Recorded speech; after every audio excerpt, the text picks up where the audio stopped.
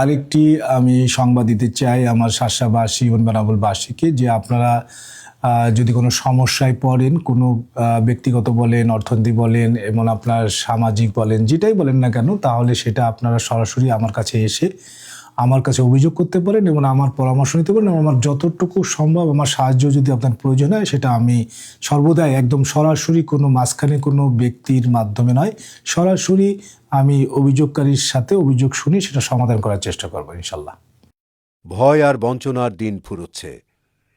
এখন সময় মাথা উঁচু করে দাঁড়ানোর, শার্শার মর্যাদা ফিরিয়ে আনতে, সন্তানের ভবিষ্যৎ বাঁচাতে ধানের শীষে ভোট দিয়ে আলহাজ নুরুজ্জামান লিটনকে এমপি নির্বাচিত করে আসুন আমরা এক হই একটি আত্মনির্ভরশীল শার্শার পথে।